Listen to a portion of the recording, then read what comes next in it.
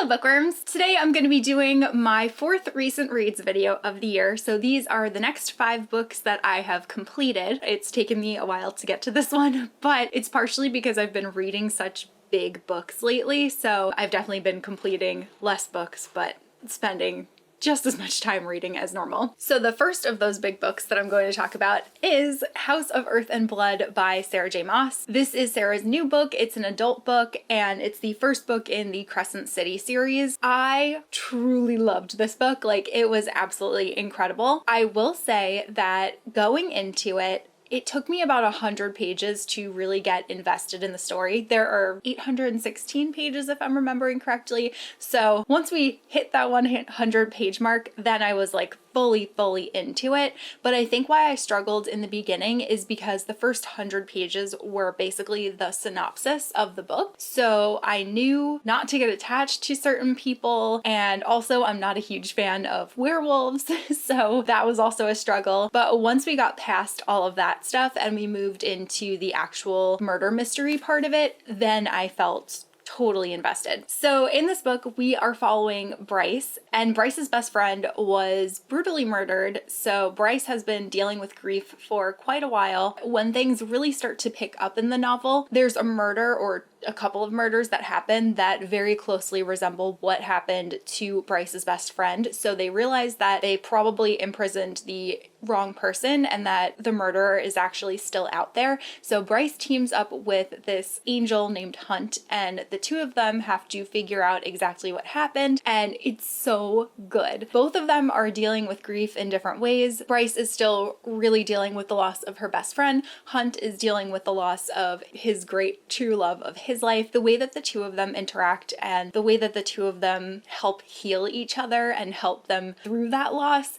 is just beautiful. I loved it so much. The world building in here was also really incredible. Another reason that I think I kind of struggled in the beginning is because there was so much info dump at the beginning and everything was really important. I feel like usually Sarah tends to weave that into her story more naturally, whereas this world is just so huge and so complex that there wasn't really the opportunity to do that. Like, there's a lot of things that you need to know going into it, and it's really tough to keep straight before you get into the thick of the story. So once I was kind of like, all right, I'm never gonna remember all of this, she'll hopefully just reinforce what's important, and I just kind of went along with it. I started enjoying it a lot more, and I'm glad that I ended up doing that. I actually really want to reread it because now that I have a full grasp of the world and the characters, I feel like I would enjoy that beginning portion a little bit more. I really enjoyed all of the side characters in this book. I felt like everyone was really well fleshed out. Like I said, with the world building, it's so expansive, and it also kind of reminded me of New York City. I just really loved it. Like, it was such an interesting world, and it's so different from what Sarah typically wrote because this one takes place in a very modern world. So we're dealing with technology, and even technology that is past where we're currently advanced to.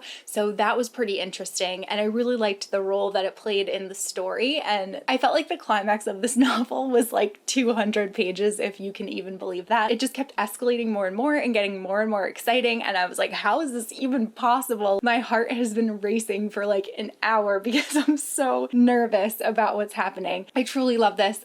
Bryce is definitely one of my favorite characters ever. The way that she is just so like fierce in her love for the people in her life is so inspiring, and she will literally do anything for the people that she loves, and she's not the kind of person that needs to be thanked for it. She just does things, and she's just so incredibly inspiring, and the entire time that I was reading kept feeling like I wish that I could be more like her. Like, she's just such a great person. And despite the fact that she's dealing with so much grief, I also love that she's able to find joy in some of the small moments in life. That was really relatable, and she just like makes me so happy. She's definitely a character that I would actually love to know in real life and actually love to be friends with, because I feel like a lot of times I'll read about characters and I'm like, they're really cool, but if I were to know them in real life, I'd probably be like, they're really annoying. And Bryce was not that way. Bryce felt so real and just like she would be the best friend ever. The one thing that I will say is that this was a book 1 and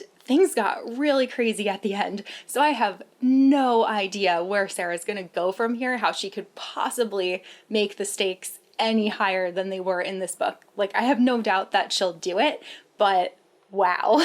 I loved this. I gave this 5 stars, despite the fact that I had a rough time with the beginning. The beginning being the first 100 pages. The next 700 pages, way more than made up for anything. I also really love Rune. I forgot to mention that. He is a fairy prince, and you guys know how I feel about fairies. He was definitely also one of my favorite characters. I love that he just wants to have a relationship with his sister. He's so nice. He will drop anything to be there for her, but she's constantly pushing him away. Oh my god, so good. I really fell in love with these characters. 5 stars. Then I'm gonna try to keep things a little bit short because the next 3 books are all sequels, so it's kind of hard to go in depth about them. The first one being The Devouring Grave by Christine Lynn Herman. I loved this book so much. I'm so glad that it lived up to The Devouring Grave for me. I really fell in love with the characters in this book back in The Devouring Grave, and I was so nervous for them because things got real crazy in Deck of Omens. Follows the descendants of the founders of the town of Four Paths. They're all tasked with protecting this town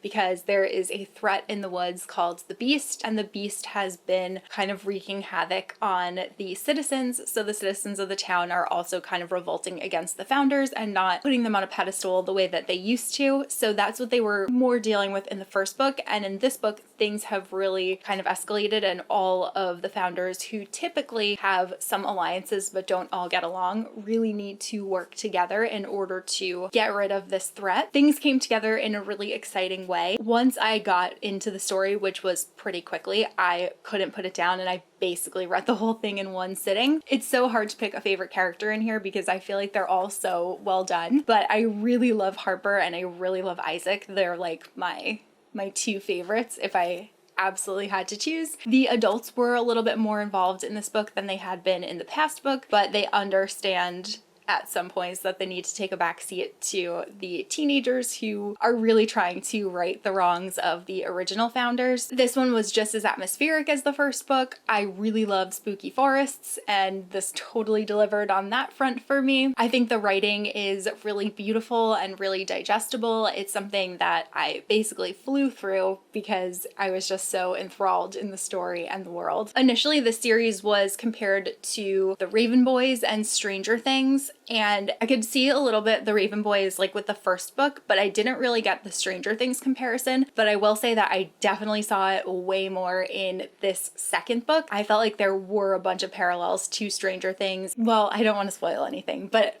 I will tell you that this one was definitely much more like Stranger Things than the first book. But yeah, I really enjoyed it. This was a very satisfying conclusion for me. I don't think that it could have ended any better than it did. Everything was really exciting, and I really just like was so nervous for these characters, and I wanted good things for them, and I ended up giving this one 4.5 stars. Then I read Lodestar by Shannon Messenger. This is the 5th book in the Keeper of the Lost City series. So we are following a girl named Sophie who finds out that she is an elf, and she gets transported to this elven world. She's gone through quite a few events since she first found out who she really was in the first book. She's really become a very integral part of their society, and the fact that she grew up in the human world adds a really interesting layer to her character because she tends to think more outside of the box and can come up with different ideas that some of the elves don't always accept because they're kind of set in their ways, but then it can also be detrimental to her because there's a lot of things that she doesn't know about the world, and sometimes she does things that aren't accepted. And it's been really fun to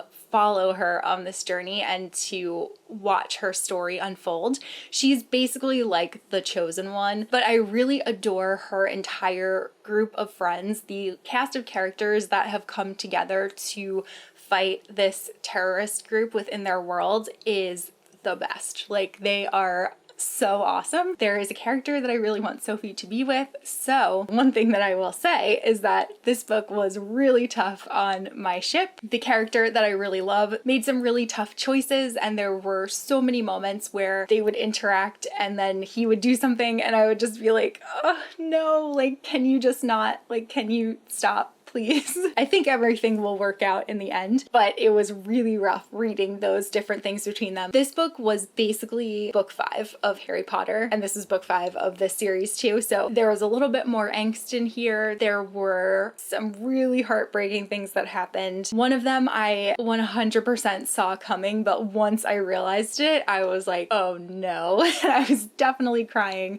when it actually happened. I'm really looking forward to reading the next books in the series. I'm definitely going to be caught up in time for book 8.5, which was announced for this September. If you haven't given these a read yet, I cannot recommend them more. They're so much fun. Like, they look really big, but I honestly read these in like 2 days because you just can't put them down. Like, the world is so well developed. I love it to pieces. I love all of the characters. There are characters that make you angry. There are characters that you will love, and there are characters that you will be like, why are you like this? And I also really appreciate how much the world has expanded from book 1 to book 5. This ending really opened things up for it to go even further. So I'm really looking forward to reading book 6. And I gave this book 4.5 stars. So those were my like really, really good reads that I have to share. The next 2 were good, but I didn't enjoy them nearly as much as those ones. So first I read Origin, which is book 4 in the Lux series by Dunfermline Armentrout. This is a series about aliens. It's a paranormal romance, and it follows a normal girl named Katie who is a book blogger. Her next door neighbors end up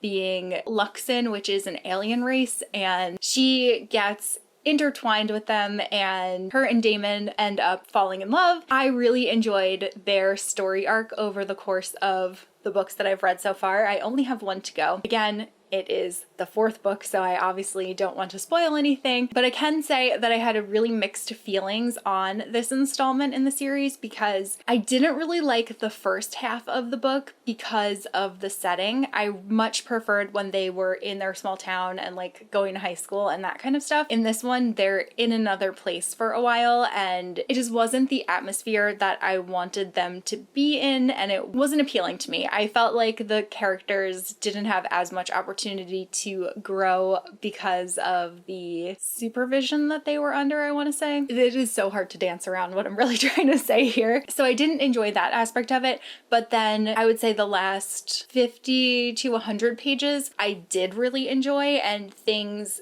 definitely escalated and got really exciting, though there was also something in there that I felt like was a little bit ridiculous, but I'm just kind of going with it. I've said before, but this series to me is basically like a CW show, and I listen to these on audio, so I kind of have them on in the background like while I'm getting ready for work in the morning, and they're very entertaining, but they're definitely not like the best books ever. They're not super well written. The characters aren't ones that I would consider all-time favorites, but I've really enjoyed their story up until this point, obviously because I'm still listening to them and I'm planning on finishing out the series, but it's just something more like fun and mindless. It's not something that I'm like, everyone needs to read this. So yeah, definitely looking forward to seeing how this is going to conclude. This really wasn't my favorite installment, and I ended up giving this one 3.5 stars, which has actually been pretty consistent with the rest of the series. They've all been like 3 to 3.5 star reads for me so far. And then lastly, I read The Kingmaker by Kennedy Ryan. This is a book that I've been hearing about so much on BookTube, so I really wanted to give it a shot. The story is told from 2 perspectives. So we're following Lennox, who is a Native American, and she is an advocate for Native American rights, and she's very heavily involved in political protests and in standing up for what she believes in. And when she was younger,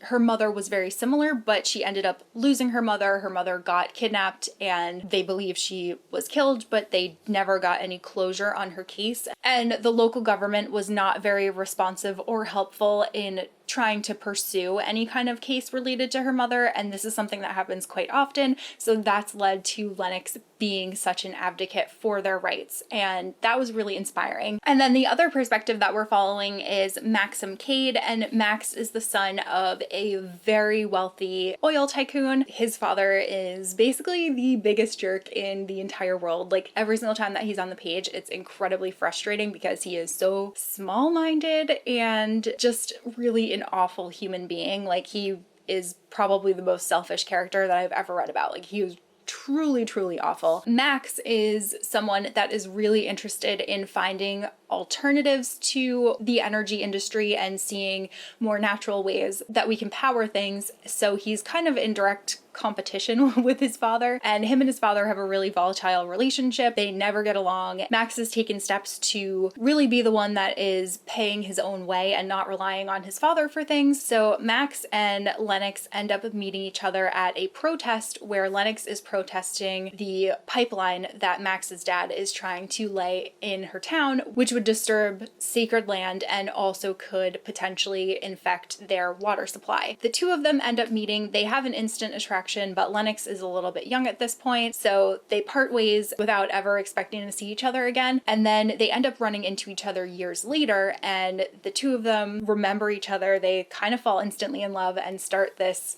like whirlwind romance, but Lennox doesn't truly know who Max is. Max is kind of leaving that out. And one of the things that I liked about this is that despite it being a romance, both characters also had very real, very important things going on in their own lives that they were dealing with. Though I didn't seem to like this book as much as other people did, I thought that it was fine, and I read the whole thing, and I will read the second one just because I'm curious about how the story will conclude, but I never found myself really loving Max or really loving Lennox. I thought both of them were interesting characters, and I definitely enjoyed their relationship. I think part of it is that I tend to not love very overly political stories, and this was very heavy on the politics and activism and stuff, which is great. It's just not what I like to read as an escape from those kinds of things. I think that's kind of why it hindered my enjoyment. I didn't hate it, didn't love it. It was very middle of the road for me, and I ended up giving it 3 stars. So those were the next 5 books that I read. I will definitely see you a bit sooner for my next recent reads video because I've already read like 3 more books. So I only have to read a couple more until I can film that next video. But let me know if you read anything that I mentioned. I'm sorry that so many of them were sequels. I feel like I had to kind of dance around certain things that I wanted to say because I didn't want to spoil anything for anyone, but I do highly recommend The Keeper of the Lost City series and the Devouring Grave series. I think both of them are excellent. Let me know what your favorite thing that you read this month was, and that's all that I have for this video, so I will see you guys soon in a new one. Bye!